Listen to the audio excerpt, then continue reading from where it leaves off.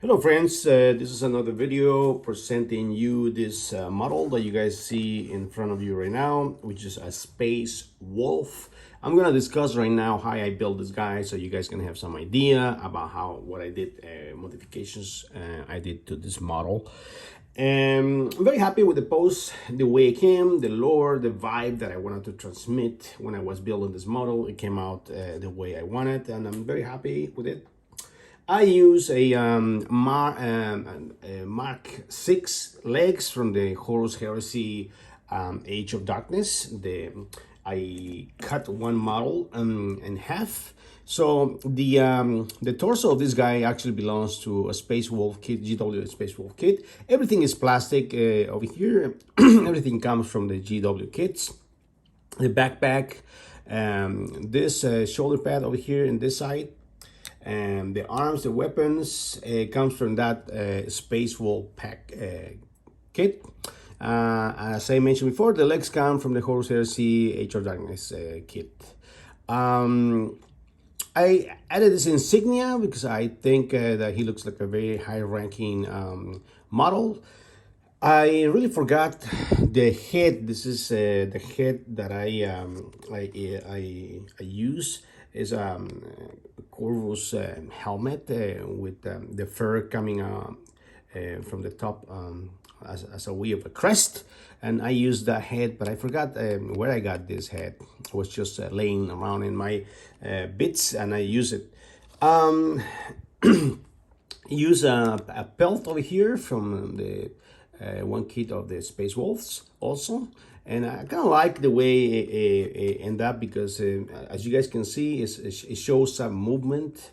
It didn't just lay in the middle, and I was very happy the way it came out when I did the conversion, that it went all the way to the side, almost like it shows some movement, like it is just moving as he's walking along. And the other shoulder pad comes from a Mark III Space Marine. And of course, I added some terrain, as you guys can see. You know how I like to make my bases. I like it dark and green with a lot of debris and a lot of skulls. You guys can see over here a helmet that is being just crushed by some kind of weight, and maybe vehicle, some skulls, and everything looks like it is in the middle of battlefield. And I'm gonna compare right now this guy to some models so you guys can have some idea of the proportions and the size. I purposely wanted to create a model that was big, imposing. I know a lot of people don't like him, to make him big as a Primaris, but this is the way he fares with the Primaris. And so the comparison can be fair. I'm gonna put a piece of plastic over here in the floor of the Primaris. I always put the models a little bit higher, maybe 1 millimeter higher in the base. And I explained that in previous videos. That's so the terrain doesn't swallow the feet, and also add some more imposing to the model and more height. So this is the way he fares with our Primaris. This is a Primaris build, just in the normal way, just as the rules say. You can see that my opinion is that they're the same size, because if you notice the position of this model, this Primaris is not really like very straight up. It's kind of like hunched down. So I think that if this model will be in the right position, they will probably be in the same size. But as I say, you know, I wanted to make this guy big. This is the way he will fare with a normal build Mark 6 model from the Horus Heresy Age of Darkness. This is just a build the way the instructions suggest, and you can see right now the difference in size.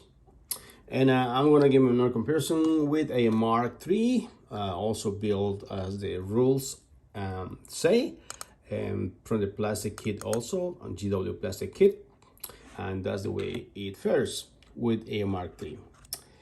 Okay guys, that's the model. As I explained to you, I was trying to create a model that was very imposing, very tall. I wanted a model that was just, when I first got the parts to see what can I do with this leg. I kind of like this leg from this set, the Horror Heresy Age of Darkness. I think is one of the best legs that they have.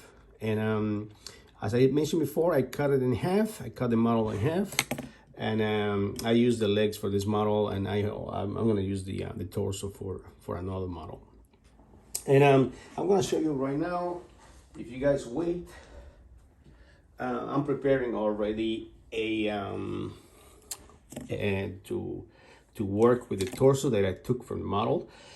And this is the torso that I took from the model. As you guys can observe, it's here. And as you guys can see, I have started to prepare this torso, which was the torso of these legs over here, for another model. And I like to use the torso of the Horus Heresy Mark 6 models because, as I explained before, my opinion is that the legs are very, very long. So if you use the torso, another torso from another kit on these guys, it's kind of gonna like a balance, you know, it's gonna like balance the model, because the legs on these guys, the legs on these guys are very, very long, in my opinion. Not too much, I will say, not too much. Maybe I'm exaggerating a little bit over here, but they do look like long legs. So they work perfectly if you want to like combine the legs of these guys with other models. And as I mentioned, this is the torso that used to belong to those legs over there. And as you guys can see, if you guys have watched the videos that I have on how to true scale these models and to convert, I already started to prepare this torso so I can use it in another model. Well, that's the model, guys, and this is the way it looks from the side, and this is the way he looks from the back. I'm very happy with the motion of the pelt over there. It kind of looks like he's walking and moving the pelt as he walks. This is the way he looks from this side. And as I mentioned, very pleased with the helmet. This helmet has some writing in the helmet, and also has the pelt as a crest. If anybody knows where this head comes, you can put it in the comments, because as I have bits just in one box, sometimes I forgot where the bit or the part comes. But this is the model, guys. As I say, if you want to support the channel, you can donate to our Patreon account, and that will help us a lot to keep making these conversions and presenting this conversion to you guys, so you guys probably can get some ideas and what is possible, recreating these models and creating new poses, or true scaling models, or just making models that look different that you want to use in your army. But as I always say before, you know, you're gonna use the same amount of effort painting a model that it's just common that anybody else has, that a model that is unique. The effort is going to be the same when it comes to painting. So might as well just paint something that is very different. Might as well just paint something that stands from the rest. Or maybe you want a model that is a special character, you know, like maybe like a leader in your squad or in your army or your kill team. And you want to give them some kind of personality. And being honest, nothing helps in the painting. A lot of people talk about painting models just for the sake of painting, but believe me, if you're painting something that you really like, that you feel like is right, I mean, it's a total different experience than just painting a model just for the sake of painting. I mean, it's almost like you have pleasure painting when you paint something that you know that you are totally happy with whatever you're painting. So you want to put that effort in something that is totally worth it. Okay, so that is my take when it comes to building these models. And if you guys want, you can check the different tutorials. I'm planning to make more tutorials. You can also buy these models. I have them on eBay if you want to paint these models and put them as part of your army, or maybe just for display reasons. You can buy these models on eBay. Just type true scale Space Marine, and almost everything that is true scale Space Marine belongs to me over there in eBay. And that's another way of helping the channel, guys.